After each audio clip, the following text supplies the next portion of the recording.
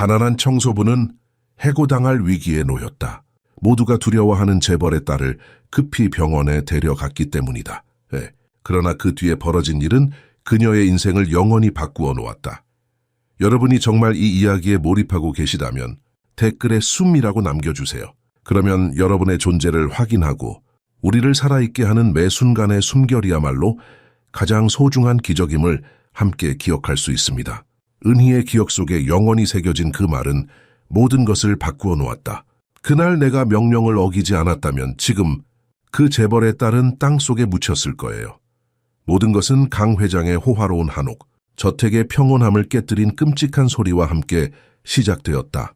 유리잔이 대리석 바닥에 부딪혀 산산조각 나는 소리가 들리고 그 직후 8살 수진의 작은 몸이 예고 없이 쓰러졌다. 그녀의 감긴 속눈썹은 마치 부러진 날개 같았고 그녀의 피부는 석회처럼 하얗게 변해갔다.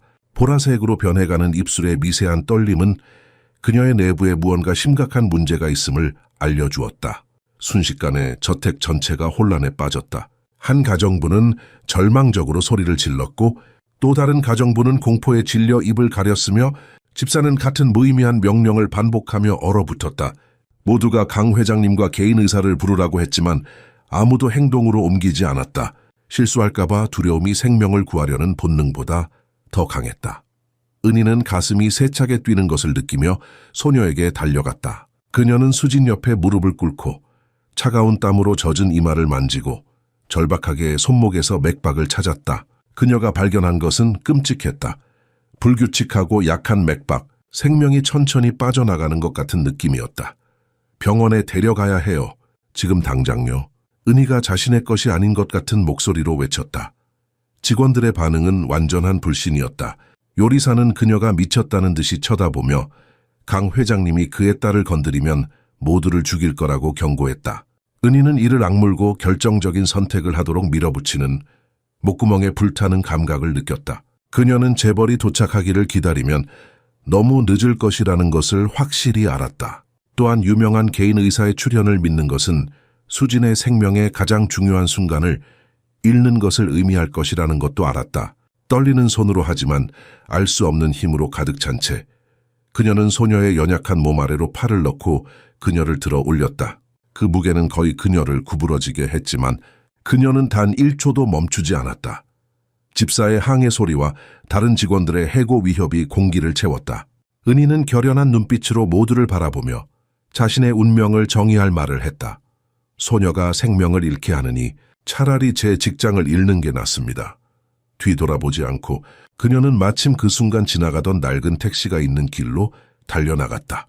은희의 머릿속에는 오직 한 가지 생각뿐이었다. 이 아이는 살아야 한다. 그것이 그녀의 모든 것을 희생해야 한다는 의미일지라도. 어떡하지? 강 회장님이 알면 우리 모두 끝장이야. 뒤에 남겨진 직원들 중 한 명이 공포에 질려 중얼거렸다. 하지만 은희에게는 이미 돌아갈 길이 없었다. 그녀는 선택했고 그 선택이 모든 것을 바꾸게 될 것이었다. 은희는 팔을 필사적으로 들어올려 택시를 세웠다. 그녀의 목소리는 다급했고 눈에는 절박함이 가득했다. 제발 병원으로 빨리 데려가 주세요. 응급 상황기예요. 택시 기사는 은희의 가정부 유니폼과 분명한 경제적 지위를 보고 잠시 망설였다. 하지만 그의 시선이 그녀의 팔에 안겨있는 창백한 어린 몸에 닿자 더 이상의 질문 없이 가속 페달을 밟았다. 엔진이 요란하게 울리며 차는 출발했고 화려한 강남의 저택은 순식간에 뒤로 사라졌다. 아가씨, 버텨요. 제발. 은희는 수진의 차가운 이마에 자신의 뺨을 가져다 대며 속삭였다. 그녀는 아이의 심장이 불규칙하게 뛰는 것을 느낄 수 있었다. 마치 곧 멈춰버릴 것처럼 약했다. 대호 빨리 갈 수 없나요? 그녀는 택시기사에게 애원했다. 택시기사의 얼굴에는 긴장감이 역력했다. 이미 속도 제한을 넘었어요. 이 차가 더 빨리 갈 수 있다면 좋겠지만 은희의 마음속에서는 강 회장의 분노가 어떨지 상상하며 두려움이 끌어올랐다. 강남에서 가장 영향력 있는 재벌 중 한 명인 그의 권력은 거의 절대적이었다. 그는 사람들의 운명을 바꿀 수 있는 사람이었다. 하지만 지금 그녀의 손에는 그의 유일한 딸, 그의 모든 것이 달린 후계자가 있었다. 해고는 당연하겠지. 은희는 비통하게 생각했다. 가족들을 위해 보내는 돈이 끊기게 된다면 시골에 있는 병든 어머니는 어떻게 될까? 그녀는 이 일자리를 구하기 위해 얼마나 애썼던가. 3년 동안 강 회장의 집에서 일하면서 겪었던 모든 모욕과 비난들. 그리고 이제 단 한 번의 선택으로 모든 것이 물거품이 될 것이다. 하지만 그 모든 생각을 뚫고 나오는 또 다른 목소리가 있었다. 이것은 단지 직업이 아니야. 이것은 한 생명이야. 은희는 눈을 감고 수진의 몸을 더욱 꼭 안았다. 어린 시절 그녀가 배운 불교의 가르침이 마음에 울려 퍼졌다. 모든 생명은 소중하다. 그것이 부자든 가난한 자든 상관없이. 택시가 급커브를 돌자 수진의 몸이 흔들렸다. 은희는 더 단단히 그녀를 붙잡았다. 창밖으로 서울의 번화가가 빠르게 지나갔고 강남의 화려한 불빛들은 점차 멀어져 갔다. 은희의 머릿속에는 한 가지 생각만이 맴돌았다. 시간이 없어. 아이고, 저 앞이 막히네요. 택시기사가 한숨을 쉬었다. 전형적인 서울의 교통체증이 그들 앞에 펼쳐져 있었다. 은희의 심장이 멎는 것 같았다. 그녀는 운전석 쪽으로 몸을 기울였다. 비상등 켜고 갓길로 가세요. 이 아이가 죽어가고 있어요. 기사의 눈이 백미러로 그녀를 바라봤다. 그의 얼굴에서 망설임이 사라지고 결단력이 번쩍였다. 저비우세요. 그는 외치며 핸들을 급격히 돌렸다. 택시는 갓길로 들어서며 앞으로 돌진했다. 은희는 공포와 희망이 뒤섞인 기도를 속으로 읊조렸다. 제발 수진아, 조금만 더 버텨. 우리는 거의 다 왔어. 그리고 강 회장님, 용서해 주세요. 당신의 딸을 구하기 위해서라면 저는 모든 것을 감수할 준비가 되어 있습니다. 멀리서 병원 응급실의 붉은 표지판이 보이기 시작했다. 은희의 심장은 공포와 안도감이 뒤섞인 채 격렬하게 뛰었다. 택시가 병원 응급실 입구에 급하게 멈춰섰다. 타이어가 아스팔트 위에서 날카롭게 끼익 소리를 내며 미끄러졌다. 은희는 수진을 안고 차에서 뛰쳐나왔다. 그녀의 심장이 귀에서 울리는 소리가 들릴 정도로 세차게 뛰었다. 도와주세요. 응급 상황기예요. 은희는 온 힘을 다해 소리쳤다. 그녀의 목소리는 자정이 가까운 병원 입구에 메아리쳤다. 2명의 간호사가 들것을 밀며 달려왔다. 무서운 일이에요. 나이든 남자 간호사가 수진의 상태를 재빨리 확인하며 물었다. 갑자기 쓰러졌어요. 숨을 제대로 못 쉬고 맥박이 너무 약해요. 은희는 떨리는 목소리로 설명했다. 그녀의 가슴은 여전히 격렬하게 뛰고 있었다. 당뇨가 있는지 다른 질환이 있는지는 모르겠어요. 저는 그냥 간호사들은 수진을 들것에 올려놓았다. 혈당 체크 먼저. 호흡과 맥박이 불안정해요. 젊은 여성 간호사가 외쳤다. 은희는 그들을 따라 응급실 안으로 달려가려 했지만 간호사 한 명이 그녀의 앞을 막아섰다. 여기까지예요. 더 이상은 들어갈 수 없습니다. 하지만 은희의 눈에서 눈물이 흘러내렸다. 부모님이세요? 간호사가 차가운 눈으로 물었다. 은희는 고개를 숙였다. 아니요. 저는 집에서 일하는 사람입니다. 간호사는 그녀의 가정부 유니폼을 위아래로 훑어보았다. 그의 표정에는 미묘한 경멸감이 스쳐 지나갔다. 밖에서 기다리세요. 보호자가 오면 알려드리겠습니다. 은희는 비틀거리며 뒤로 물러섰다. 응급실 문이 닫히자 그녀는 마치 실이 끊긴 인형처럼 대기실 의자에 무너져 내렸다. 손은 여전히 떨렸고 수진의 작은 몸의 무게가 아직도 팔에 느껴지는 것 같았다. 내가 옳은 일을 한 거겠지? 그녀는 자문했다. 서울에서 이 일자리를 얻기 위해 그녀가 얼마나 많은 것을 희생했는지, 전라도에서 올라와 처음 몇 달 동안은 고향의 사투리 때문에 얼마나 많은 조롱을 받았는지, 그녀의 부모님이 그저 가난한 농부일 뿐이라는 것을 다른 직원들이 알게 되었을 때의 그 시선들, 그리고 이제 모든 것이. 갑자기 날카로운 목소리가 그녀의 생각을 끊었다. 이게 무슨 짓이에요? 은희가 고개를 들어보니 이상진 집사가 응급실 입구에 서 있었다. 그의 회색 정장은 땀으로 흠뻑 젖어 있었고 평소의 깔끔한 모습은 온데간데 없었다. 그의 눈에서는 분노와 공포가 번갈아가며 빛났다. 미친 짓을 했군요. 은희 씨. 집사는 그녀에게 다가와 낮은 목소리로 속삭였다. 하지만 그의 말은 날카로운 칼날처럼 그녀를 찔렀다. 회장님께서 알게 되면 어떻게 되는지 알아요? 당신뿐만 아니라 우리 모두가 길거리에 내몰릴 거예요. 은희는 일어서서 그를 마주 보았다. 그녀의 눈에서는 여전히 눈물이 흐르고 있었지만 그녀의 목소리는 놀라울 정도로 단단했다. 하상진 씨, 제가 그 아이를 데려오지 않았다면 지금쯤 그 아이는... 집사는 그녀의 말을 자르며 손을 들었다. 당신은 가정부예요. 단지 바닥을 청소하고 빨래를 하기 위해 고용된 사람이라고요.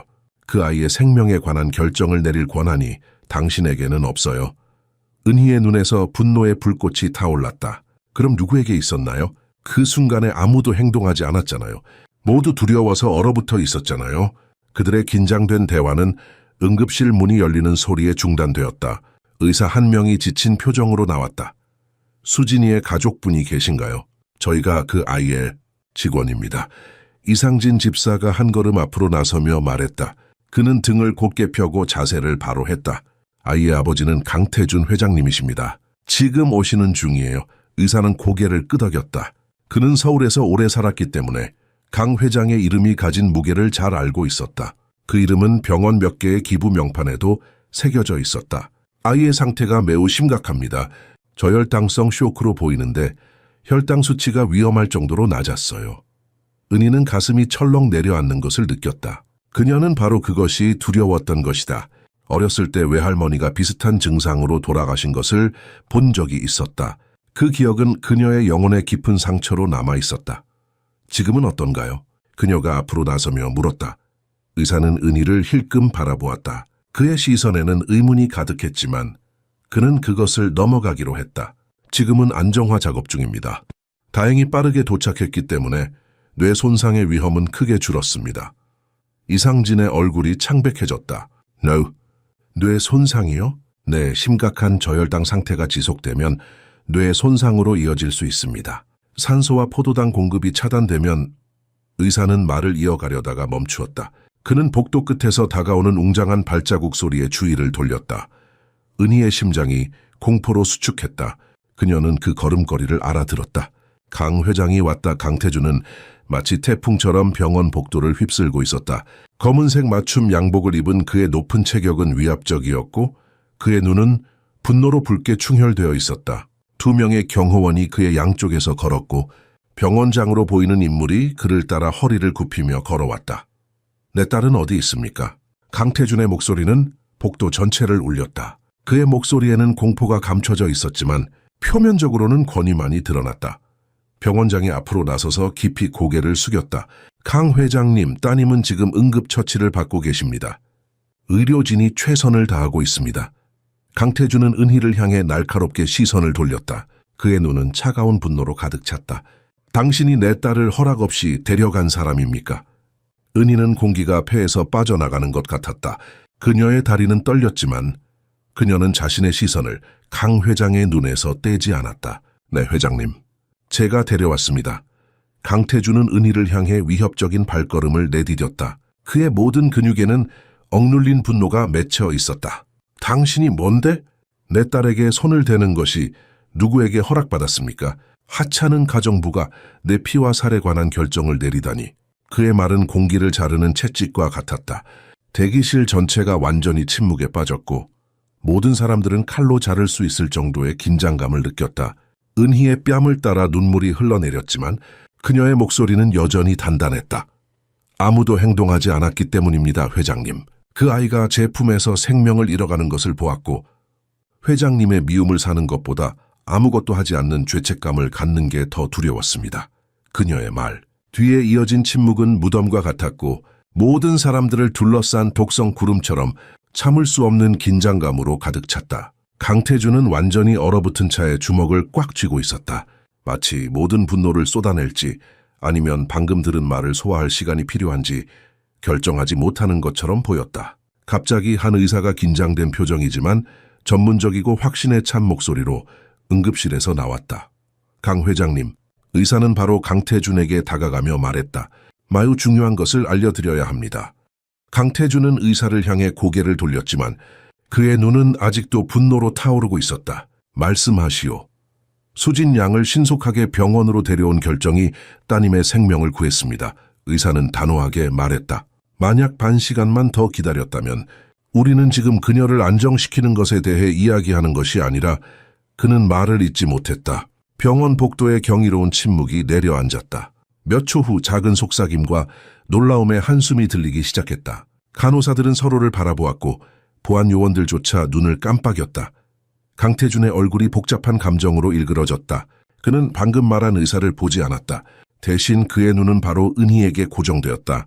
그녀는 완전히 지쳐 있었고 가정부 유니폼은 당황스러운 도주 과정에서 얼룩지고 구겨져 있었으며 머리카락은 온통 헝클어져 있었다. 그럼에도 불구하고 그녀는 그의 시선을 정면으로 마주했다.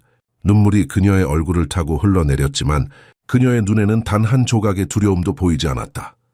오랜만에 강태준은 무슨 말을 해야 할지 몰랐다. 병원의 하얀 불빛이 칼날처럼 눈을 태웠다. 은희는 기도하듯 손을 맞잡고 소녀의 회복을 위해 조용히 기도하며 대기실에서 끝없는 시간을 보냈다. 지나가는 매부는 심리적 고문이었다. 급한 발걸음 소리, 의료기계의 끊임없는 삐 소리, 간호사들의 걱정스러운 속삭임이 계속해서 그녀의 마음을 조여오며 최악의 상황을 두려워하게 했다. 마침내 중환자실 문이 열리고 간호사 한 명이 땀에 젖은 얼굴로 나왔지만 그녀의 표정에는 희망적인 기색이 있었다.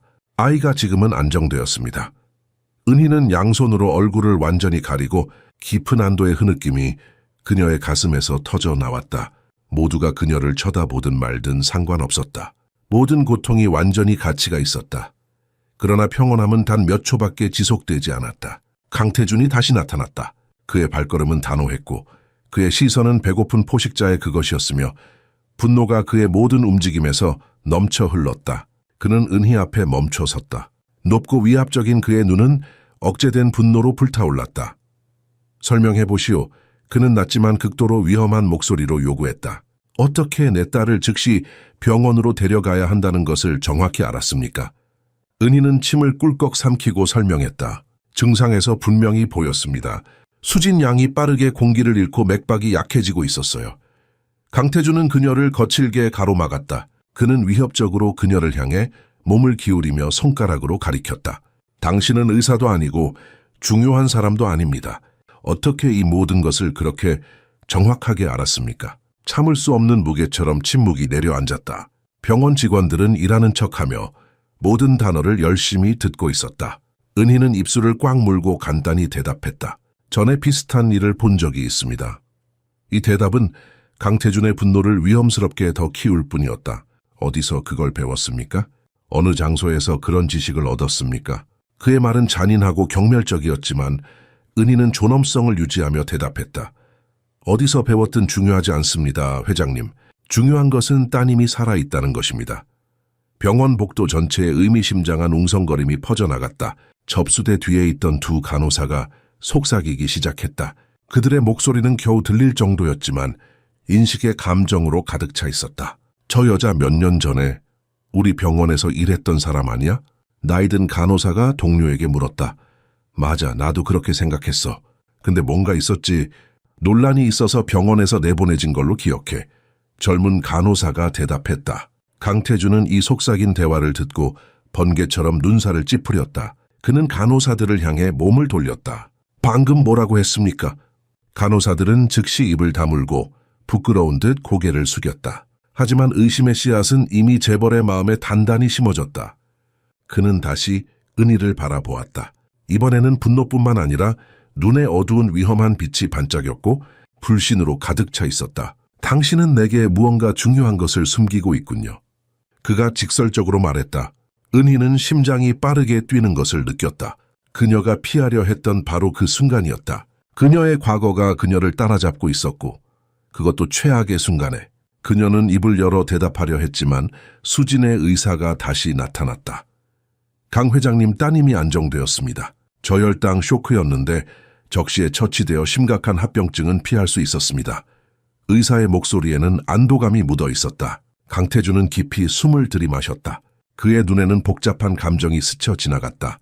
안도, 공포, 그리고 여전히 끓어오르는 분노. 딸을 볼 수 있습니까? 물론입니다. 하지만 지금은 매우 약한 상태니 짧게 부탁드립니다. 의사가 대답했다. 몇 시간 후 은희는 마침내 수진이 쉬고 있는 병실에 들어갈 수 있었다. 작은 소녀는 여러 의료기계에 연결되어 있었지만 이제 천천히 눈을 뜰 수 있었다. 은희를 보자 그녀는 약하게 미소 지으려 했다. 소녀의 눈에서 생명의 불꽃을 본 은희의 마음이 아프게 조여들었다. 괜찮아, 수진아. 은희는 속삭였다. 그녀는 어린 소녀의 이마에 부드럽게 손을 얹었다. 이제 안전해. 용감하게 잘 견뎌냈어. 그 순간 강태준이 갑자기 병실에 들이닥쳤다. 공기가 갑자기 무겁고 숨쉬기 힘들게 변했다. 그는 침대로 다가가 딸의 이마에 부드럽게 입맞춤을 했다. 그런 다음 그는 마치 위험한 침입자인 것처럼 은희를 쳐다보았다. 나가십시오. 그는 차갑게 명령했다. 은희는 따르려고 몸을 돌렸지만 수진이 약한 손으로 그녀의 옷자락을 잡아당겼다. 은희, 언니, 가지마. 소녀의 목소리는 겨우 들릴 정도로 약했지만 그 말에 담긴 의미는 폭발적이었다. 수진은 처음으로 아버지의 절대적인 권위에 도전했다. 평소라면 상상할 수도 없는 일이었다. 병실은 충격적인 침묵으로 가득 찼다. 강태준은 딸의 반항에 완전히 얼어붙었다. 은희는 그의 고집스러운 자존심과 딸의 간절한 소원 사이에서 벌어지는 내면의 투쟁을 그의 눈에서 볼 수 있었다. 은희 언니가 날 구했어. 아빠, 수진이 계속해서 속삭였다. 말 한마디 한마디가 그녀에게 엄청난 노력이 필요한 것 같았다. 집을 가게 하지 마. 강태준의 턱이 굳어졌다. 그의 표정에서는 어떤 감정도 읽을 수 없었다. 하지만 은희는 그가 내부적으로 분노와 무력감 사이에서 고통받고 있다는 것을 알았다. 딸의 소원을 무시하는 것은 그녀의 회복에 해를 끼칠 수 있었다. 그러나 권위에 도전하는 것을 허용하는 것은 그의 본성에 어긋났다. 마침내 그는 원치 않는 양보를 했다. 좋아, 조금만 더 있어도 좋다. 하지만 우리는 나중에 이야기할 것이오, 은희 씨. 그의 목소리에는 위협이 묻어 있었고 그의 눈에는 확고한 약속이 담겨 있었다. 그 약속은 분명했다. 이 일은 아직 끝나지 않았다. 강태준은 딸이 가정부의 이름을 부르며 그녀가 머물러 달라고 요청했을 때 완전히 충격을 받았다. 그의 세계에서 명령은 한 방향으로만 흐르는 것이었다. 그는 명령하고 다른 사람들은 따르는 것. 하지만 약하고 반쯤 의식이 없는 상태에서도 그의 딸은 방금 그의 절대적인 권위에 도전했다. 병실을 나가면서 태준은 분노가 뱃속에서 끓어오르는 것을 느꼈다. 복도에서 이상진 집사가 완벽하게 차려입은 모습으로 대기하고 있었다. 회장님, 집사는 조심스럽게 물었다. 어떻게 해야 할까요? 은희를 지금은 그대로 두어라. 태준은 날카롭게 대답했다. 수진이가 그녀를 원한다면 지금 내쫓는 것은 딸의 상태를 악화시킬 뿐이다. 집사는 긴장된 표정으로 고개를 끄덕였다. 회장님 말씀이 맞습니다. 하지만 그 여자가 우리에게 숨기고 있는 게 있습니다. 병원 사람들이 그녀를 알아보는 것 같았습니다. 태준의 눈이 날카롭게 빛났다. 그것도 알고 있다. 당장 조사를 시작해. 그 여자가 누구인지, 무슨 배경이 있는지 모든 것을 알아내. 특히 이 병원과의 관계를 철저히 조사해라. 네, 회장님. 당장 하겠습니다. 집사는 깊이 고개를 숙이고 전화를 꺼내기 시작했다. 태준은 병실 창문을 통해 안을 들여다보았다. 은희는 수진의 침대 옆에 앉아 있었고 소녀의 이마에 젖은 수건을 부드럽게 문지르고 있었다. 그의 딸은 평화롭게 잠들어 있었다. 태준의 가슴 속에서 이상한 감정이 일었다. 그것은 분노였을까? 질투였을까? 아니면 그가 거의 잊어버렸던 다른 어떤 감정일까? 밤이 깊어갔다. 병원의 소리는 조용해졌고 오직 기계의 규칙적인 삐소리와 멀리서 들리는 간호사들의 부드러운 목소리만이 침묵을 깨뜨렸다. 태준은 병원 행정실에 앉아 있었다. 그의 앞에는 서류들과 노트북이 펼쳐져 있었다. 강 회장님, 병원장이 조심스럽게 문을 열고 들어왔다. 그는 피곤해 보였지만 재벌의 요청에 응할 준비가 되어 있었다. 무엇을 도와드릴까요? 은희에 대해 알고 싶습니다. 태준이 차갑게 말했다. 그녀가 이 병원에서 일했다는 소문이 있더군요. 병원장은 불편해 보였다. 그는 의자에 앉으며 손가락으로 넥타이를 느슨하게 했다. 네, 그렇습니다. 몇 년 전에 은희 씨가 우리 병원에서 일했습니다. 간호사였습니까? 태준이 날카롭게 물었다. 병원장은 고개를 끄덕였다. 네, 그리고 아주 뛰어난 간호사였습니다. 환자들이 그녀를 무척 좋아했죠. 특히 어린이 환자들이요. 태준의 눈이 좁아졌다. 그렇다면 왜 그녀는 지금 내 집에서 바닥을 청소하고 있습니까? 왜 그녀는 더 이상 간호사가 아닌가요? 병원장은 깊은 한숨을 내쉬었다. 그는 주위를 둘러보고 마치 누군가가 엿듣고 있는지 확인하는 것처럼 보였다. 그건 복잡한 이야기입니다, 회장님. 확실한 것은 은희 씨가 잘못한 것이 없다는 점입니다. 태준은 탁자를 3개 내리쳤다. 구체적으로 말해보시오. 병원장은 움찔했다. 죄송합니다만 공식적인 기록을 확인하셔야 할 것 같습니다. 저는 그 당시 이 병원에 있지 않았고 들은 이야기만으로는 태준의 목소리가 얼음처럼 차가워졌다. 그 기록을 지금 당장 가져오십시오. 병원장은 자리에서 일어나 고개를 깊이 숙였다. 네, 회장님. 하지만 인사 기록을 찾아보려면 시간이 좀 걸릴 것 같습니다. 내일 아침까지 원합니다. 태준이 단호하게 말했다. 그리고 이 일은 절대 누설되어선 안 됩니다. 알겠습니까? 병실로 돌아가는 길에 태준은 생각에 잠겼다. 단순한 가정부가 왜 그의 딸의 생명을 구할 수 있는 의학적 지식을 가지고 있는가? 그리고 왜 그녀는 그것을 숨겼는가? 무엇보다 왜 그의 딸은 그토록 필사적으로 그녀를 원하는가? 아침 햇살이 병실 창문을 통해 조심스럽게 들어왔다. 수진의 얼굴은 어제보다 훨씬 생기가 돌았고 피부색도 자연스러운 빛을 되찾고 있었다. 밤새 지켜본 은희의 눈에는 짙은 다크서클이 형성되어 있었지만 그녀의 눈빛에는 안도감이 가득했다. 은희 언니, 수진이 약하게 속삭였다. 그녀의 목소리는 여전히 약했지만 어젯밤보다 훨씬 또렷했다. 물 좀 주세요. 은희는 재빨리 물컵을 들어 올려 소녀의 입술에 대었다. 천천히 마셔, 수진아. 조금씩. 수진이 물을 마시는 동안 은희는 그녀의 얼굴을 살폈다. 소녀의 눈에는 질문이 가득했다. 왜 이렇게 된 거예요? 은희는 부드럽게 대답했다. 내 혈당이 너무 낮아졌어. 저혈당 쇼크라고 하는데 앞으로는 정기적으로 검사를 받아야 할 거야. 수진의 눈이 커졌다. 그럼 내가 아픈 거예요? 아니, 그건 아니야. 은희가 소녀의 머리카락을 쓰다듬으며 진정시켰다. 우리 모두는 약점이 있어. 이건 그저 네가 알고 관리해야 하는 것일 뿐이야. 의사 선생님이 나중에 더 자세히 설명해 주실 거야. 병실 문이 열리고 의사가 들어왔다. 그의 뒤로 강태준이 따라 들어왔다. 태준은 어젯밤보다 더 지쳐 보였다. 그의 눈에는 푸른 그림자가 드리워져 있었고 평소에 완벽하게 다림질된 셔츠 대신 약간 구겨진 옷을 입고 있었다. 수진 양의 상태가 매우 좋아지고 있습니다. 의사가 차트를 확인하며 말했다. 혈당 수치도 안정되고 있고 다른 생체 신호도 정상으로 돌아오고 있습니다. 하루 이틀 더 관찰한 후 퇴원을 고려해 볼 수 있을 것 같습니다. 태준은 깊이 숨을 들이마셨다. 감사합니다, 의사 선생님. 의사가 나간 후 태준은 은희를 향해 고개를 끄덕였다. 잠시 이야기 좀 할 수 있을까요? 은희는 고개를 숙이고 대답했다. 네, 회장님. 수진이 불안한 눈빛으로 그들을 번갈아 바라보았다. 아빠, 은희 언니한테 화내지 마세요. 언니가 저 구했잖아요. 태준은 억지로 미소를 지으며 딸의 손을 꼭 잡았다. 걱정 마, 수진아. 은희 씨와 잠깐 이야기만 할 거야. 약속할게. 병실 밖 조용한 면담실에서 태준은 테이블 위에 놓인 얇은 파일 하나를 가리켰다. 이것이 당신의 기록이오, 송은희 씨. 아니, 제가 이제 뭐라고 불러야 할지 모르겠군요. 전 간호사 송은희 씨? 아니면 단지 간호사 송이라고 불러야 할까요? 은희의 얼굴이 창백해졌다. 그녀의 손가락이 무의식적으로 병원 가운의 주름을 만지작거렸다. 제 이름은 송은희입니다, 회장님. 그리고 네, 저는 예전에 간호사였습니다. 그리고 이 사실을 저에게 알리지 않았군요. 제 딸을 돌보는 사람에게 이런 중요한 정보를 숨겼습니다. 태준의 목소리에는 분노보다는 깊은 실망감이 담겨 있었다. 은희는 태준의 눈을 똑바로 마주 보았다. 솔직히 말씀드려서 회장님, 강남에서 가정부 일자리를 구하려면 학력이 낮을수록 더 쉽습니다.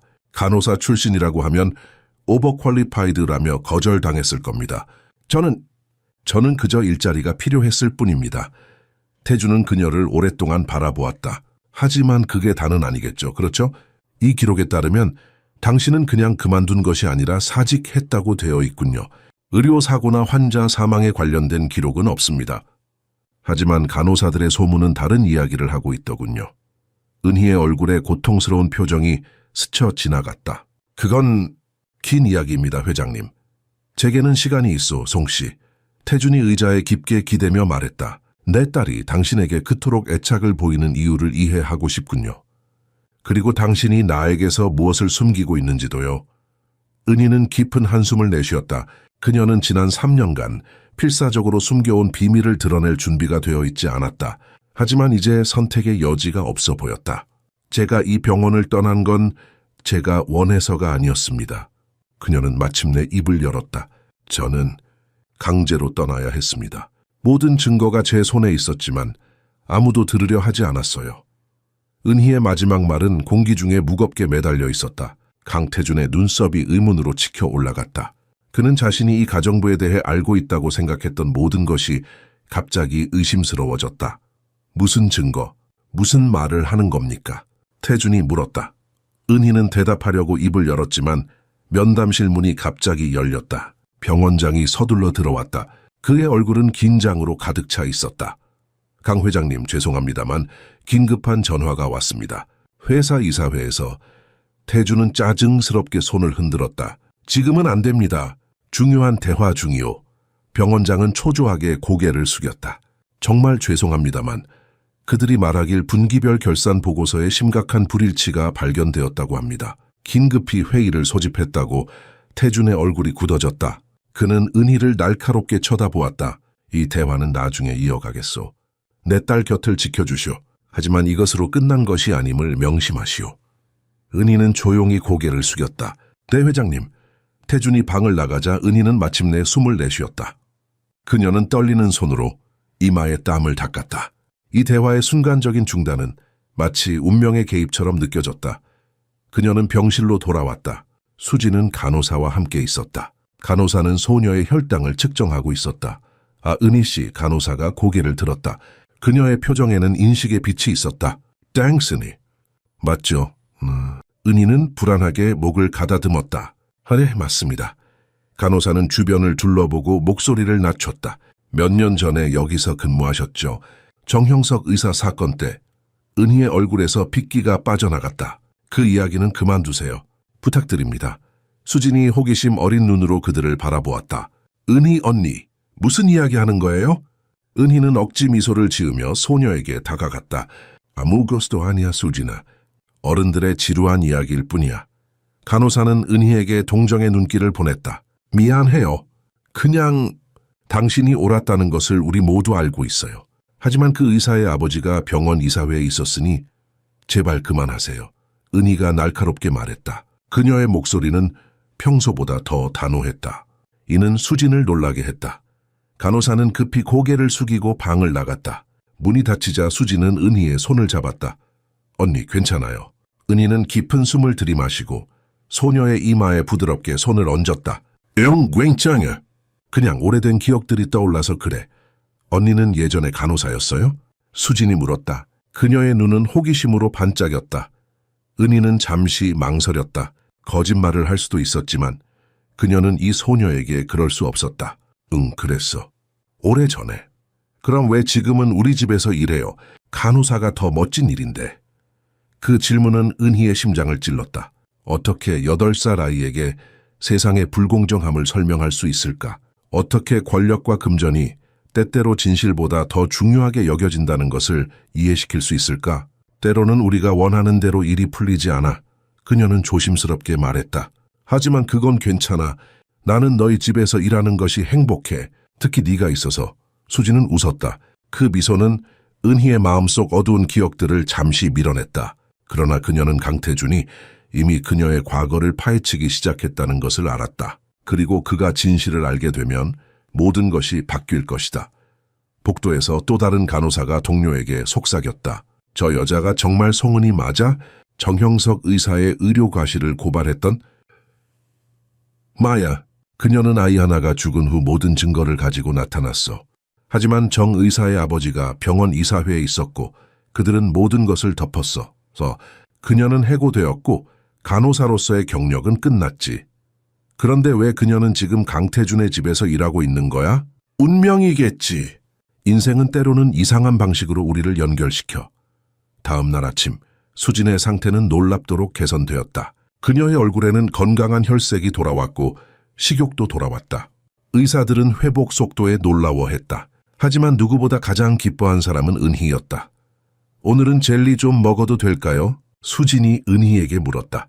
그녀는 침대에 반쯤 일어나 앉아 있었고 아침 햇살이 그녀의 까만 머리카락에 반짝였다. 은희는 미소 지었다. 의사 선생님께 물어봐야 할 것 같은데. 바로 그때 강태준이 병실에 들어왔다. 그는 완벽하게 다림질된 정장을 입고 있었고 한 손에는 커다란 테디베어를 들고 있었다. 내 공주님은 오늘 어떻게 지내고 있나? 아바! 수진의 얼굴이 밝아졌다. 그녀는 아버지를 향해 팔을 뻗었다. 태주는 딸에게 곰 인형을 건네주며 그녀의 이마에 부드럽게 키스했다. 기분이 어때, 수진아? 훨씬 좋아요, 아빠. 은희 언니가 계속 저를 돌봐줬어요. 언니는 밤새 한 번도 자지 않았어요. 태주는 은희를 향해 고개를 돌렸다. 그의 표정은 읽기 어려웠다. 그렇군. 송 씨에게 감사해야겠구나. 은희는 공손하게 고개를 숙였다. 당연한 일입니다, 회장님. 태주는 수진의 침대 옆 의자에 앉았다. 수진아, 의사 선생님이 내일이면 집에 갈 수 있을 것 같다고 하시더구나. 기분이 어때? 근데 에디사, 수진은 활짝 웃었다. 좋아요. 하지만 은희 언니도 우리랑 같이 갈 거죠? 방 안의 공기가 갑자기 무거워졌다. 태주는 불편한 기색을 감추지 못했다. 마우런, 은희 씨는 우리 집에서 일하니까. 수진은 아버지의 얼굴을 유심히 살폈다. 8살임에도 불구하고 그녀는 대화 속에 숨겨진 긴장감을 감지했다. 아빠, 은희 언니한테 화내면 안 돼요. 언니가 저를 구했잖아요, 뭔 수진아. 어른들의 일에 신경 쓰지 마, 태준이 부드럽게 말했다. 은희 씨와 나 사이의 일은 우리가 해결할 거야. 수진은 고개를 저었다. 평소에는 결코 아버지에게 대들지 않았을 그녀지만 지금은 달랐다. 은희 언니가 제 옆에 있어주면 좋겠어요. 약속해 주세요, 아빠. 태준은 당황한 표정으로 딸을 바라보았다. 그의 세계에서 명령은 항상 위에서 아래로 흘러갔다. 딸이 이렇게 자신의 의견을 고집하는 모습은 처음 보는 일이었다. 수진아, 어른스러운 대화를 나중에 하자. 그는 마침내 말했다. 약속하세요. 아빠, 수진은 고집스럽게 반복했다. 그녀의 작은 턱은 결연함으로 굳어 있었다. 이 표정은 태준이 거울 속에서 자주 보던 자신의 모습과 너무나 닮아 있었다. 태준은 숨을 깊게 들이마셨다. 그는 자신의 딸이 처음으로 자신의 의지를 분명하게 표현하는 모습에 놀라움과 미묘한 자부심을 동시에 느꼈다. 알라스타, 수지나. 은희 씨는 계속 우리와 함께 있을 거야. 은희는 놀란 눈으로 그들을 바라보았다. 그녀는 강태준과 같은 사람이 약속을 어기는 것이 얼마나 쉬운지 잘 알고 있었다. 그러나 수진의 얼굴에 피어난 기쁨의 표정은 그 모든 불안감을 잠시 잊게 했다. 저기, 언니? 수진이 은희를 향해 몸을 기울였다. 혜언니가 간호사였다면서요? 그럼 주사도 놓을 줄 알아요? 은희는 얼어붙었다. 그녀는 강태준의 표정이 날카로워지는 것을 느낄 수 있었다. 그랬지. 은희는 조심스럽게 대답했다. 하지만 그건 아주 오래 전 일이야. 왜 그만뒀어요? 수진이 순진하게 물었다. 질문이 공기 중에 매달려 있었다. 은희는 강태준과 눈을 마주쳤다. 그의 시선은 냉정했지만 그 속에는 호기심도 깃들어 있었다. 때로는 우리가 원하는 일이 항상 가능한 것은 아니란다. 수지나 은희가 마침내 대답했다. 수지는 입을 열어 더 질문하려 했지만 태준이 그녀를 가로막았다. 수지나 은희 씨도 쉬어야 해. 어서 좀 자렴. 그는 은희를 향해 고개를 끄덕였다. 성씨, 잠시 밖에서 대화 좀 할 수 있을까요? 은희는 천천히 고개를 끄덕였다. 그녀는 수진의 머리를 부드럽게 쓰다듬고 방을 나섰다. 복도에서 그녀는 강태준과의 피할 수 없는 대면을 준비했다. 병원 복도는 이른 아침임에도 불구하고 이미 바쁜 활동으로 가득 차 있었다. 간호사들이 서두르고 의사들이 차트를 확인하고 방문객들이 조용한 발걸음으로 사랑하는 이들을 찾아가는 모습이 보였다. 강태준과 은희는 병원 행정실로 향했다. 그들 사이의 침묵은 무겁고 어색했다. 행정실에 들어서자 병원장이 자리에서 급히 일어나 깊이 허리를 굽혔다. 강 회장님 오셨군요. 태준은 냉랭하게 고개를 끄덕였다. 저 사람을 내보내시오. 병원장은 곁에 서 있던 비서에게 고개를 끄덕였고 비서는 조용히 방을 나갔다. 문이 닫히자 태준은 테이블 위에 놓인 두꺼운 파일 뭉치를 가리켰다. 어제 요청한 모든 기록입니다. 병원장이 설명했다. 정형석 의사 사건과 송은희 씨에 관한 모든 문서들입니다. 은희는 파일을 바라보며 얼굴이 창백해졌다. 그 안에는 그녀가 필사적으로 묻어두려 했던 과거가 고스란히 담겨 있었다. 태준은 의자에 앉아 파일을 열었다. 자리에 앉으시오, 송씨. 그의 목소리는 부드러웠지만 단호했다. 은희는 조심스럽게 앉았다. 그녀의 손은 무릎 위에서 가볍게 떨고 있었다. 태준은 몇 분 동안 파일을 읽었다. 그의 표정은 읽을수록 점점 더 심각해졌다. 마침내 그는 고개를 들고 은희를 바라보았다. 3년 전 김민우라는 어린 환자가 수술 중 사망했군요. 당신은 정형석 의사가 수술 전에 음주를 했다고 주장했고 이것이 의료과실의 원인이라고 했소. 은희는 침을 삼켰다. 네, 맞습니다. 하지만 병원 측은 당신의 주장을 받아들이지 않았고 결국 당신은 사직서를 제출했소. 태주는 파일의 다음 페이지를 넘겼다. 흥미롭게도 정형석 의사의 아버지는 이 병원의 이사였군요. 정명호 이사장님이십니다. 병원장이 불편하게 목을 가다듬었다. 현재는 은퇴하셨습니다만 태주는 손을 들어 병원장을 중단시켰다. 이 파일에는 송 씨의 주장을 뒷받침할 증거가 전혀 없습니다. 왜죠? 병원장은 난처한 표정을 지었다. 공식 조사에서는 증거가 불충분하다고 판단되었습니다. 은희의 눈에 분노의 불꽃이 일었다. 증거는 있었습니다. 저는 수술 직전에 정 의사가 취한 상태로 있는 것을 직접 보았습니다. 간호사 2명이 더 목격했습니다. 하지만 그들은 모두 침묵했죠. 하루아침에 기록은 사라졌고 카메라 영상은 삭제되었습니다. 어떤 증거도 발견되지 않았습니다. 병원장이 딱딱하게 반복했다. 태주는 은희와 병원장 사이를 번갈아 바라보았다. 그는 이런 상황을 잘 알고 있었다. 재벌 세계에서도 비슷한 일들이 일어났다. 진실이 권력 앞에서 어떻게 휘어지는지 그는 너무나 잘 알고 있었다. 정 의사는 지금 어디 있소? 태준이 물었다. 병원장은 불안하게 손가락으로 넥타이를 만지작거렸다. 미국으로 갔습니다. 2년 전에 명문병원으로 자리를 옮겼습니다. 은희는 쓴웃음을 지었다. 물론이죠. 승진도 하셨을 겁니다. 태주는 다시 파일로 시선을 돌렸다. 송 씨, 이 일 때문에 당신은 간호사로서의 경력을 잃었군요. 무고한 아이를 위해 목소리를 냈다는 이유로. 그게 우리가 사는 세상입니다, 회장님. 은희가 쓸쓸하게 대답했다. 돈과 권력이 진실보다 더 중요한 세상이죠. 태주는 깊이 생각에 잠겼다.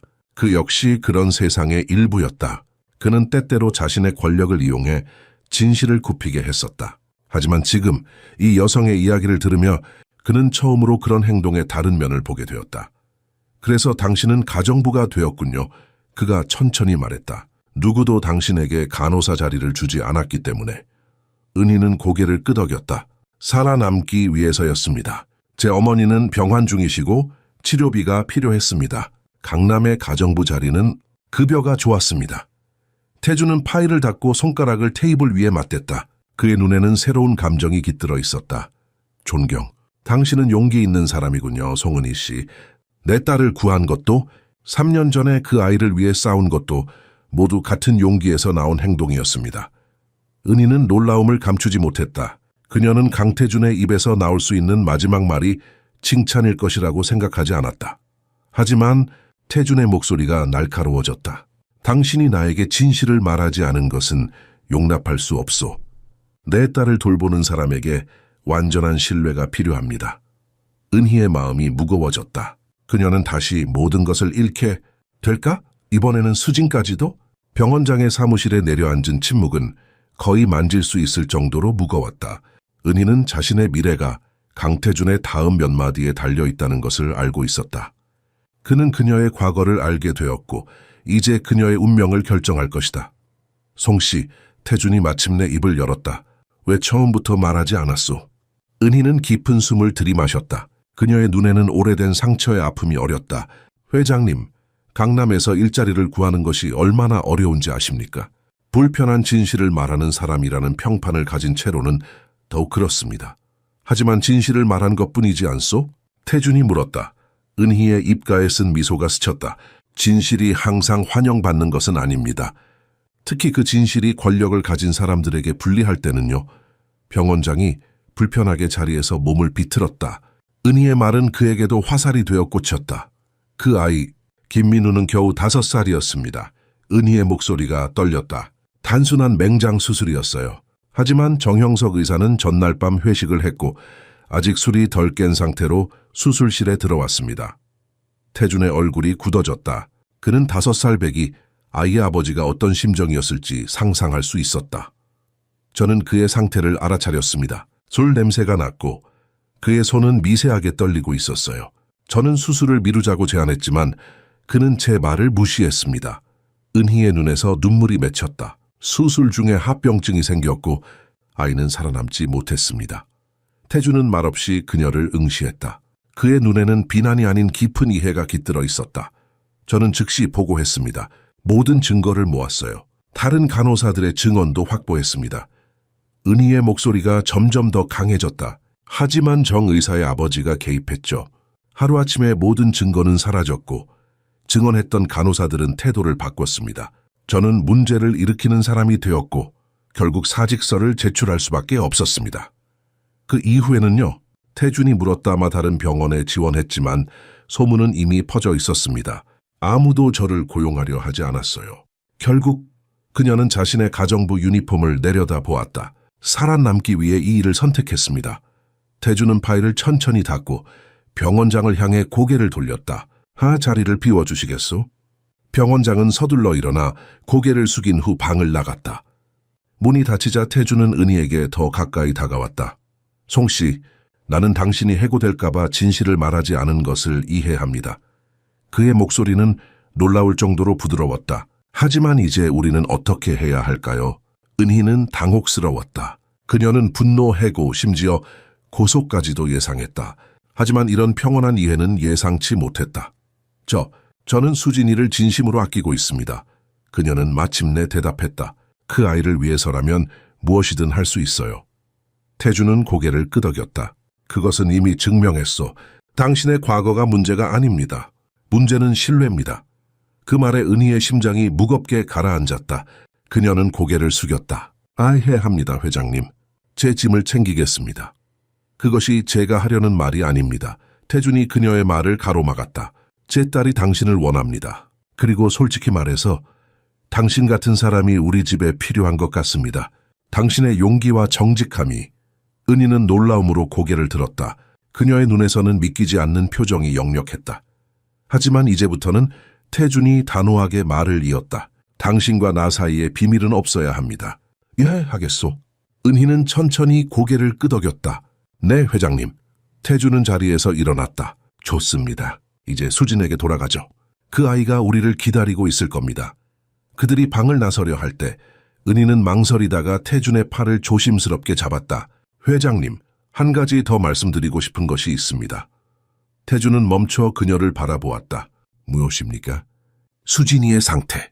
그것은 우연이 아니었을 수도 있습니다. 은희의 눈에는 진지함이 깃들어 있었다.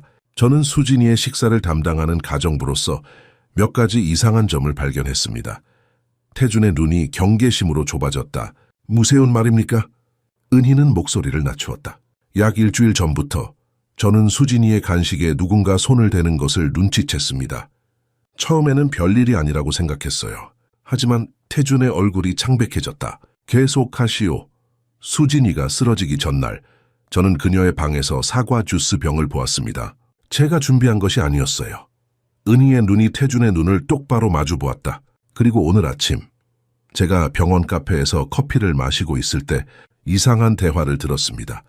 태준이 긴장된 표정으로 그녀의 팔을 잡았다. 누구의 대화였소? 이상진 집사와 전화 통화를 하는 사람이었습니다. 제가 그의 얼굴을 보지는 못했어요. 하지만 그는 계획이 실패했다고 말했습니다. 그리고 다음에는 더 조심해야 한다고요. 태준의 얼굴에서 핏기가 완전히 사라졌다. 그의 손은 은희의 팔을 더 세게 움켜쥐었다. 확실합니까? 정확히 그 말을 들었습니까? 네, 회장님. 전화를 건 사람은 그 꼬마가 죽었어야 했는데 라고 말했습니다. 태준은 그 자리에서 얼어붙었다. 그의 눈에는 공포와 분노가 동시에 번쩍였다. 그는 은희의 팔을 놓고 휴대폰을 꺼내 빠르게 번호를 눌렀다. 박비서, 지금 당장 이상진 집사를 감시하라. 그가 누구와 연락하는지, 누구를 만나는지 모두 파악해. 내 딸 주변에는 절대로 접근하지 못하게 해. 그는 잠시 상대방의 말을 들었다. 그래, 이건 최우선 순위다. 그리고 수진이 주변의 보안을 강화해. 전화를 끊고 태준은 잠시 침묵했다. 그의 호흡은 무거웠고 주먹은 불안하게 떨고 있었다. 은희는 그가 지금까지 본 것 중 가장 취약한 모습을 보이고 있다는 것을 알았다. 강태준 냉혹한 재벌 회장이 아니라 그저 딸을 걱정하는 아버지의 모습이었다. 누가 제 딸을 해치려 하는 겁니까? 그의 목소리는 거의 속삭임에 가까웠다. 은희는 신중하게 대답했다. 저도 확실히는 모릅니다. 하지만 이상진 집사가 무언가 알고 있는 것 같습니다. 그는 병원에 오자마자 저를 위협했어요. 마치 제가 수진이를 구한 것이 그의 계획을 망쳤다는 듯이. 태준은 창가로 걸어가 서울의 스카이라인을 내려다보았다. 병원은 강남의 높은 빌딩들 사이에 자리하고 있었고 그 아래로 도시의 분주한 삶이 펼쳐져 있었다. 그 모든 것 위에 군림하던 그가 지금은 가장 소중한 것을 지키기 위해 필사적이었다. 제 사업, 제가 적을 많이 만들었습니다. 그가 마침내 말했다. 경쟁자들, 해고된 임원들, 제가 인수한 회사의 전 소유주들.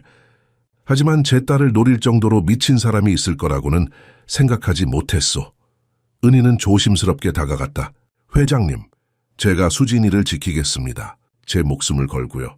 태주는 그녀를 향해 돌아섰다. 그의 눈에는 이전에 본 적 없는 감사의 빛이 어렸다. 롱씨, 당신은 이미 한 번 그녀의 생명을 구했소. 당신의 과거의 의문을 가져 죄송합니다. 지금 보니 당신의 경험이 우리에게 필요했던 것 같군요. 저를 믿으시겠습니까, 회장님? 은희가 물었다. 태주는 짧게 고개를 끄덕였다. 당신이 제 딸을 위해 모든 것을 걸었을 때부터 이미 증명되었소. 그들이 수진의 병실로 돌아가는 길에 태주는 갑자기 걸음을 멈추었다. 이제부터 수진이가 퇴원할 때까지 당신이 그녀 곁을 지키시오. 24시간 내내 내가 경호원도 배치하겠지만 당신의 눈이 필요합니다. 알겠습니다, 회장님. 은희가 고개를 숙였다. 그리고 당신에게 더 나은 직책을 주고 싶소. 태준이 덧붙였다. 단순한 가정부가 아니라 제 딸의 개인 간호사이자 가정교사로. 당신의 재능이 낭비되어서는 안 됩니다. 은희는 놀라움을 감출 수 없었다. 하루 전만 해도 그녀는 해고될 것을 두려워했었다. 이제 그녀는 승진을 제안받고 있었다. 인생이란 얼마나 빠르게 변할 수 있는지. 감사합니다, 회장님. 그녀는 진심으로 말했다. 병실 문 앞에 도착했을 때 태주는 은희의 팔을 부드럽게 잡았다. 한 가지만 더. 당신이 처음 보았을 때 저는 독재자처럼 보였을 겁니다. 하지만 알아두시오. 저도 한때는 달랐습니다. 제 아내 혜진이 살아있었을 때는 그의 목소리가 갑자기 끊겼다. 그는 목을 가다듬고 감정을 추스렸다. 수진이는 제가 가진 유일한 가족입니다. 그가 마침내 말을 이었다. 그리고 당신은 이제 우리의 일부가 되었소. 송은희 씨, 수진의 병실 안으로 들어서자 은희와 태주는 예상치 못한 광경을 마주했다. 이상진 집사가 수진의 침대 옆에 서 있었다. 그의 손에는 작은 선물 상자가 들려 있었고 얼굴에는 친절한 미소가 떠올라 있었다. 하지만 은희의 눈에는 그 미소가 가식적으로 보였다. 회장님, 이상진이 깊이 허리를 굽혔다. 수진 아가씨를 위해 작은 선물을 가져왔습니다. 태준의 눈이 경계심으로 번쩍였다. 그는 은희와 나눈 대화를 떠올리며 집사를 날카롭게 쳐다보았다. 고맙네, 이상진 씨. 하지만 선물은 내가 직접 확인한 후에 줄 것이오. 이상진의 얼굴에서 미소가 살짝 흔들렸다. 물론이죠, 회장님. 그저 작은 인형일 뿐입니다만 그래도 확인하고 싶네, 태준이 단호하게 말했다. 그는 상자를 집색에서 가져와 열어보았다. 안에는 정말로 작고 귀여운 토끼 인형이 들어있었다. 수지는 침대에서 기뻐하며 손뼉을 쳤다. 저기야! 아빠, 갖고 싶어요. 태준은 인형을 자세히 살펴보았다. 특별히 이상한 점은 보이지 않았지만 그는 여전히 의심스러운 눈빛을 유지했다. 나중에 주마, 수진아. 먼저 청소해야 할 것 같구나. 수진의 얼굴에 실망감이 스쳤지만 그녀는 아버지의 말에 순순히 고개를 끄덕였다. 이상진 씨, 태준이 차갑게 말했다. 잠시 밖에서 이야기 좀 할 수 있을까? 집사의 눈에 불안감이 스쳤지만 그는 완벽한 공손함을 유지했다. 물론입니다, 회장님. 두 남자가 나가자 은희는 수진 곁으로 다가갔다. 꽝크아냐, 수진아. 인형은 나중에 받을 수 있을 거야. 수진은 은희의 손을 잡았다. 이상진 아저씨가 이상해요, 언니. 평소에는 저한테 선물도 안 주는데. 은희의 등골이 오싹했다. 어린 수진도 뭔가 이상함을 감지한 것이다. 그래? 어떻게 이상하다고 느꼈어? 모르겠어요. 그냥 아저씨가 웃는데 눈은 안 웃는 것 같았어요. 수진이 작은 목소리로 말했다. 그리고 제가 주스를 마시기 전에 항상 확인하라고 했어요. 이상하잖아요. 은희의 심장이 빠르게 뛰기 시작했다. 하연재 그런 말을 했니? 어제요. 아빠가 잠깐 나갔을 때 수진이 대답했다. 저한테 누가 준 거라도 항상 조심해야 한다고 말했어요. 은희는 수진의 이마에 부드럽게 손을 얹었다. 수진아, 아주 중요한 일이야. 이상진 아저씨가 또 다른 이상한 말을 하면 꼭 나한테 알려줘. 약속해 줄래? 수진은 고개를 끄덕였다. 네, 이 언니. 근데 왜요? 그냥 네가 안전했으면 해서 그래. 은희가 대답했다. 병실 밖 복도에서 태주는 이상진을 조용한 구석으로 데려갔다. 그의 얼굴에는 이제 가면이 벗겨져 있었고 순수한 분노만이 남아 있었다. 누가 당신을 매수했소? 태준이 낮고 위험한 목소리로 물었다. 이상진의 얼굴이 창백해졌다.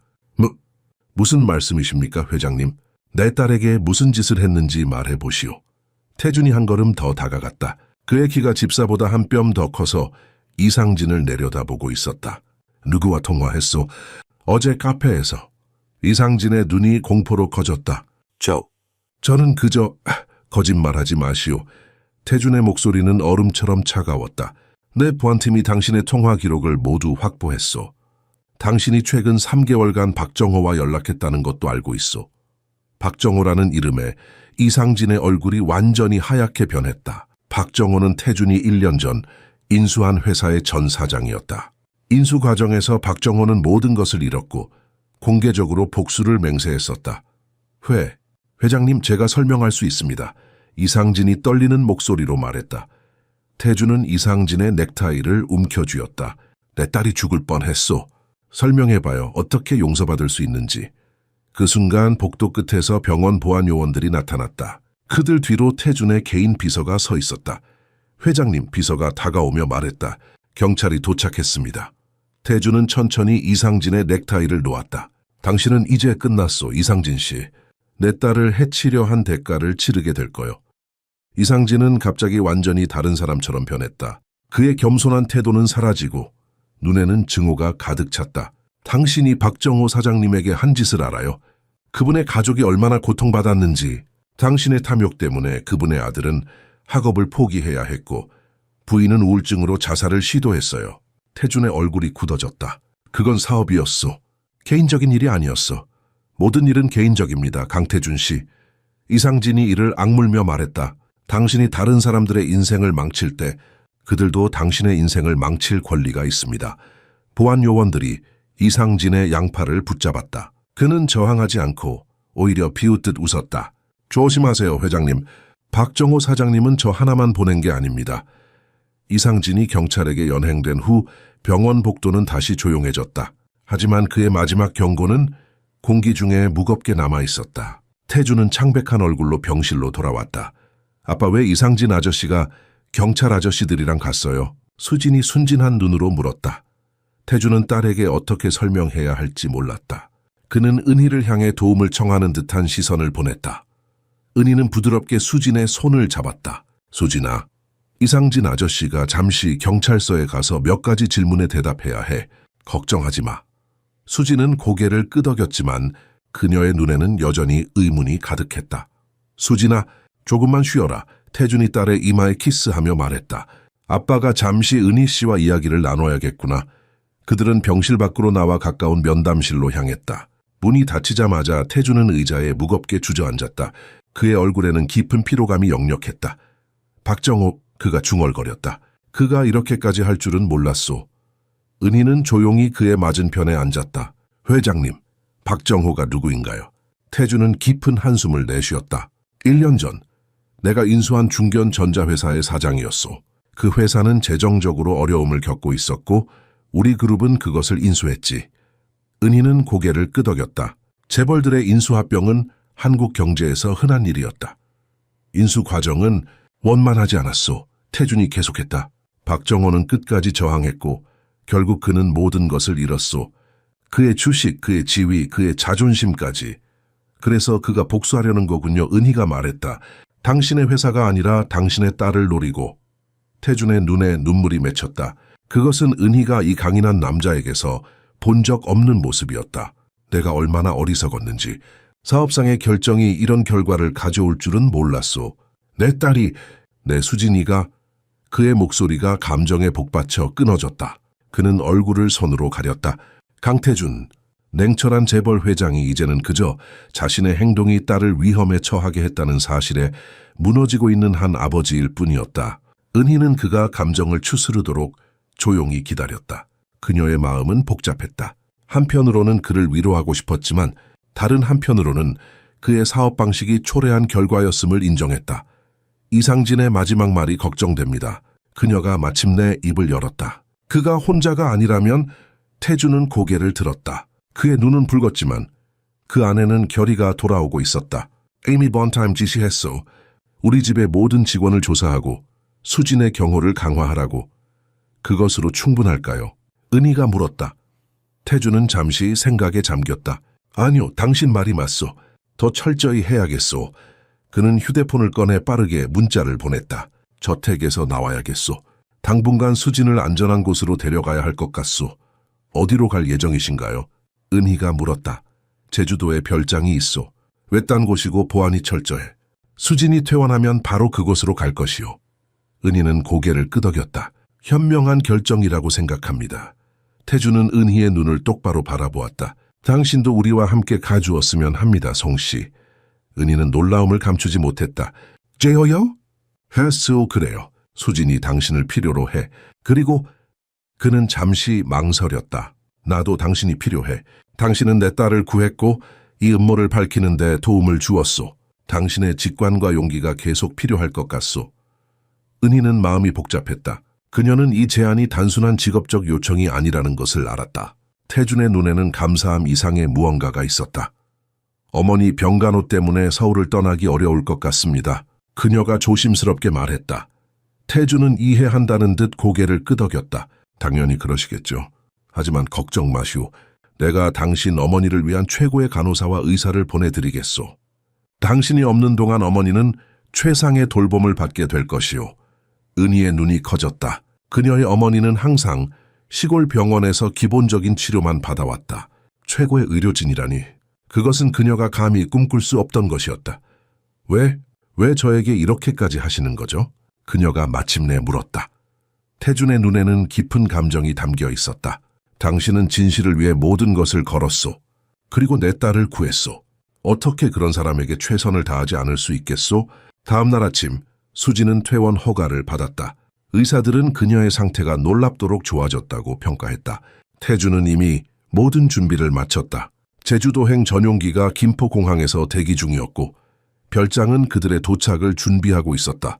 은희 역시 어젯밤 깊은 고민 끝에 그들과 함께 가기로 결정했다. 짐은 다 쌌니? 태준이 병실에 들어서며 수진에게 물었다. 수진은 활짝 웃으며 고개를 끄덕였다. 그녀는 이미 퇴원복으로 갈아입고 은희가 사준 새 배낭을 메고 있었다. 내 은희 언니가 도와줬어요. 제주도에 가는 거 너무 신나요, 아빠. 태준은 미소를 지었다. 비록 이번 여행이 위험해서 도망치는 것이었지만 적어도 딸에게는 즐거운 휴가로 느껴지게 하고 싶었다. 다 준비되었습니다. 회장님. 은희가 마지막으로 수진의 물건들을 정리하며 말했다. 태준은 고개를 끄덕였다. 조서. 차는 이미 뒷문에서 대기 중이오. 경호원들이 주변을 확보했고 우리는 지금 바로 출발할 겁니다. 그들이 병실을 나서려는 순간 은희의 휴대폰이 울렸다. 그녀는 화면을 확인한 후 놀란 표정을 지었다. 누구요? 태준이 경계하며 물었다. 진료실에서 온 전화입니다. 은희가 대답했다. 제가 잠시... 그녀는 전화를 받기 위해 몇 걸음 떨어졌다. 대화는 짧았지만 전화를 끊고 돌아온 은희의 얼굴은 창백했다. 무슨 일이요? 태준이 물었다. 은희는 주위를 살피며 목소리를 낮췄다. 방금 간호사가 경고했어요. 낯선 남자들이 병원에 들어와 우리를 찾고 있답니다. 경찰 신분증을 보여줬지만 그녀는 그들이 진짜 경찰인지 의심스럽다고 했어요. 태준의 얼굴이 긴장으로 굳어졌다. 박정호의 사람들이군. 우리는 지금 당장 여기서 나가야 해. 하지만 정문은 어떡하죠? 은희가 물었다. 비상구를 이용하겠소. 태준이 단호하게 말했다.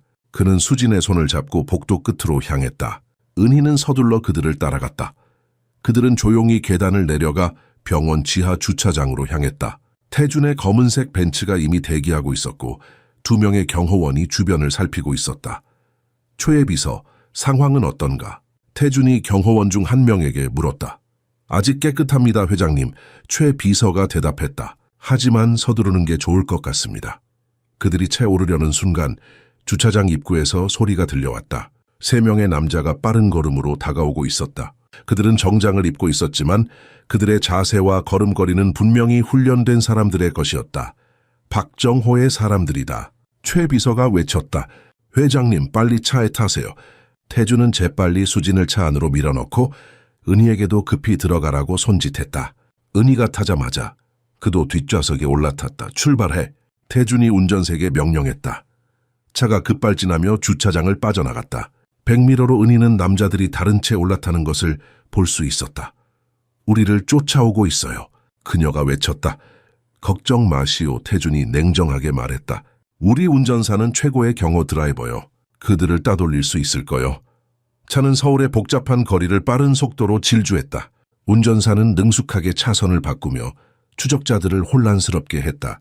그러나 검은색 세단은 계속해서 그들의 뒤를 바짝 쫓아오고 있었다. 아빠, 무서워요. 수진이 떨리는 목소리로 말했다. 태준은 딸을 꼭 안아주었다. 꽹깡이야, 수진아. 아빠가 지켜줄게. 은희는 뒤를 계속 주시하며 긴장했다. 그녀는 이런 상황을 상상해 본 적이 없었다. 단순한 가정부로 시작한 그녀의 인생이 이제는 추격전의 한가운데에 있다니. 김포공항까지 직행하세요. 태준이 운전석에 지시했다. 거기서 바로 전용기를 타고 제주도로 갈 겁니다. 네, 회장님.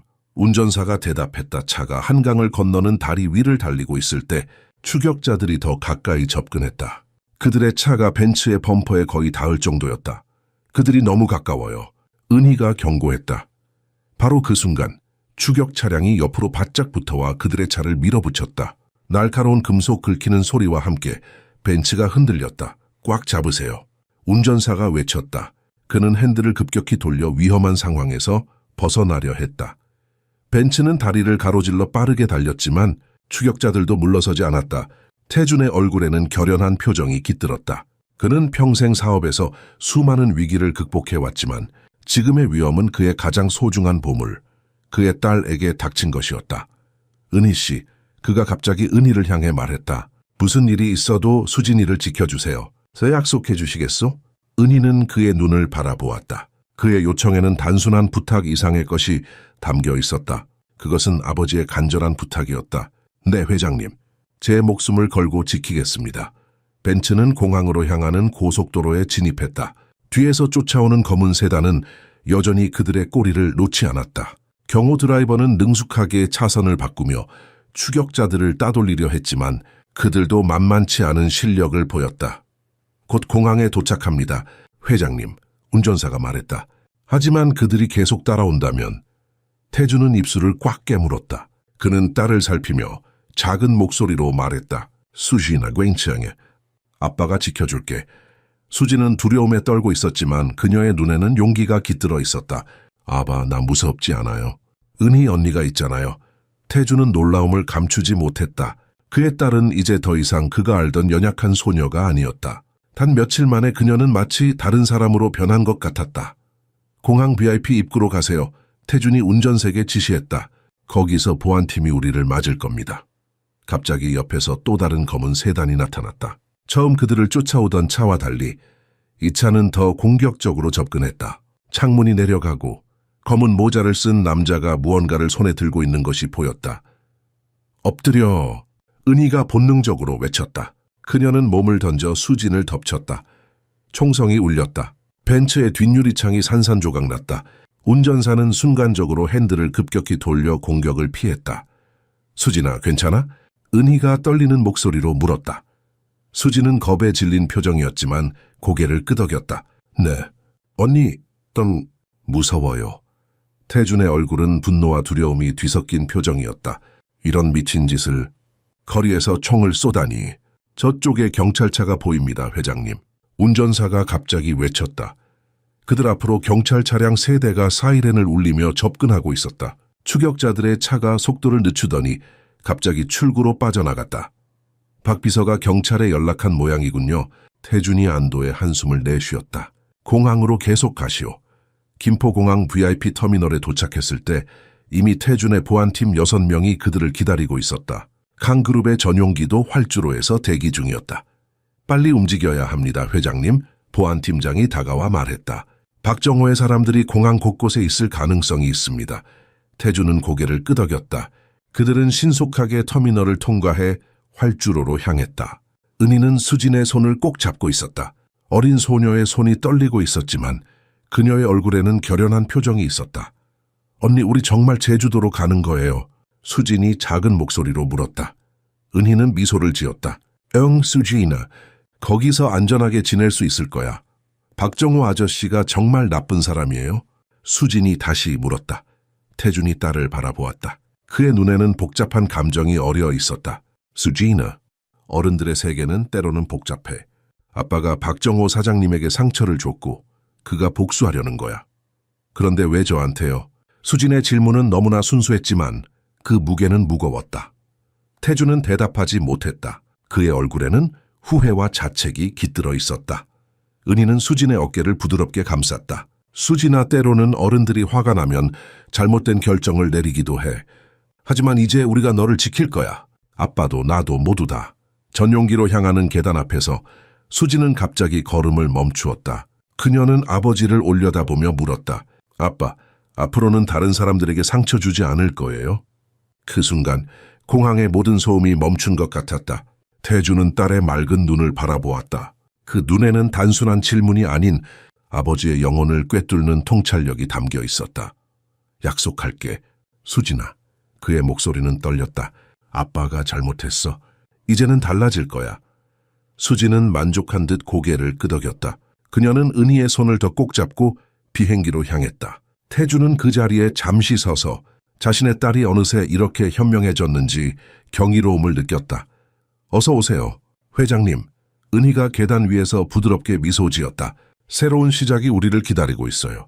태주는 그 미소에서 희망을 보았다. 그는 천천히 계단을 올라갔고 비행기 문이 닫히며 그들의 새로운 여정이 시작되었다. 제주도의 푸른 하늘과 검은 화산암 해안선이 비행기 창문 너머로 펼쳐졌다. 수지는 창가에 코를 바짝 붙이고 감탄했다. 우와, 너무 예뻐요. 태준의 별장은 섬의 조용한 남쪽 해안가에 자리하고 있었다. 현대적인 건축물이었지만 전통 한옥의 요소를 섬세하게 접목한 디자인이었다. 주변은 울창한 녹음으로 둘러싸여 있어 완벽한 은신처였다. 그들이 도착한 지 일주일이 지났다. 서울에서의 위험한 상황은 멀리 떨어진 악몽처럼 느껴졌다. 박정호는 경찰에게 체포되었고 그의 공범들도 대부분 검거되었다.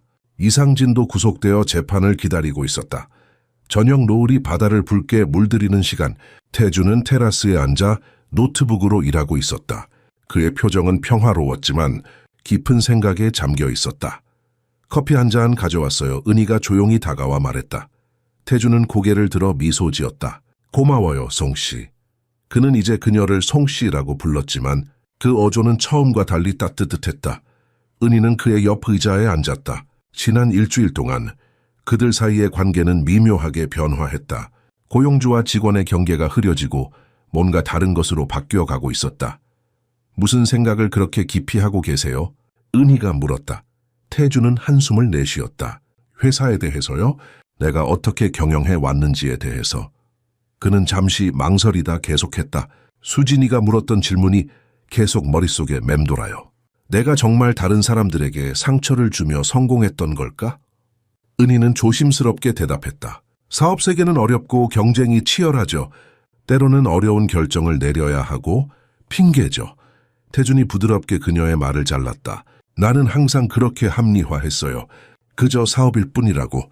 하지만 박정호의 가족이 겪은 고통을 생각하면 그의 목소리가 떨렸다. 내 딸이 같은 경험을 할 뻔했어요. 은희는 침묵 속에서 그의 말을 경청했다. 강태준은 이제 겉모습의 냉혹한 재벌이 아니라 자신의 행동을 깊이 성찰하는 한 인간으로 보였다. 변하려고 해요. 그가 마침내 말했다. 강그룹을 운영하는 방식을 바꾸려고 해요. 더 이상 약탈적인 인수합병은 없을 거예요. 직원들의 복지에 더 신경 쓰고 더 윤리적인 비즈니스 관행을 도입할 거예요. 은희의 눈이 부드럽게 빛났다. 그거 참 훌륭한 결정이네요, 회장님. 그리고 당신에 대해서도 생각해 봤어요. 태준이 조심스럽게 말을 이었다. 은희는 놀라움을 감추지 못했다. 제어요? 당신이 간호사로서의 경력을 되찾을 수 있도록 도와드리고 싶어요. 태준이 진지하게 말했다. 정형석과 그의 아버지가 당신에게 행한 불의를 바로잡고 싶어요. 증거를 다시 모으고 진실을 밝힐 수 있어요. 은희의 눈에 눈물이 맺혔다. 그녀가 포기했던 꿈, 억눌러 두었던 희망이 다시 솟아올랐다. 정말 그렇게 해주실 거예요? 약속합니다. 태준이 단호하게 대답했다. 내 딸의 생명을 구한 사람에게 이것은 너무나 작은 보답이에요. 그때 수진의 밝은 목소리가 테라스로 울려 퍼졌다. 아바, 은희, 언니, 내가 조개를 찾았어요. 그들은 고개를 돌려 해변에서 뛰어오는 수진을 보았다. 그녀의 손에는 크고 아름다운 조개 껍데기가 들려 있었다. 그녀의 얼굴에는 순수한 기쁨이 가득했다. 와서 보세요. 수진이 소리쳤다. 태준과 은희는 미소를 교환하고 일어나 수진에게 다가갔다. 그들은 이제 더 이상 재벌과 가정부 또는 환자와 간호사가 아니었다. 그들은 어떤 식으로든 가족이 되어가고 있었다. 수진이 어머니가 살아계셨다면 정말 자랑스러워 하셨을 거예요. 은희가 작은 목소리로 말했다. 태준은 잠시 숨을 멈추었다. 그는 오랫동안 아내의 이름을 언급하는 것을 피해왔다. 그 상처가 너무 깊었기 때문이다. 하지만 지금 은희의 말은 상처가 아닌 위로로 다가왔다. 혜진이, 그녀는 수진이처럼 순수한 영혼이었어요. 그가 마침내 말했다. 그녀도 당신을 좋아했을 거예요, 은희 씨. 은희의 눈에 놀라움이 번졌다. 태준이 처음으로 그녀의 이름을 불렀다. 아빠 은희 언니, 빨리요. 수진이 다시 불렀다. 그들은 함께 해변으로 향했다. 제주도의 따스한 석양이 그들의 뒷모습을 감싸고 있었다. 상처와 비밀, 두려움으로 시작된 그들의 여정은 이제 치유와 진실, 희망으로 이어지고 있었다.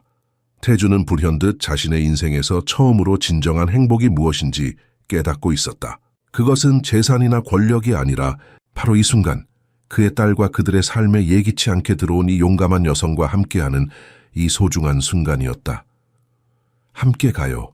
그가 은희에게 손을 내밀며 말했다. 우리 딸이 기다리고 있어요.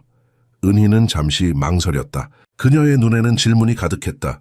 하지만 그녀는 천천히 손을 내밀어 그의 손을 잡았다. 그것은 단순한 접촉 이상의 것이었다. 그것은 약속이었다. 새로운 시작, 새로운 가족, 새로운 삶에 대한 약속. 네, 함께 가요. 은희가 미소 지으며 대답했다. 그들의 뒤로 제주도의 석양이 하늘과 바다를 황금빛으로 물들이며 새로운 날의 약속을 속삭이고 있었다.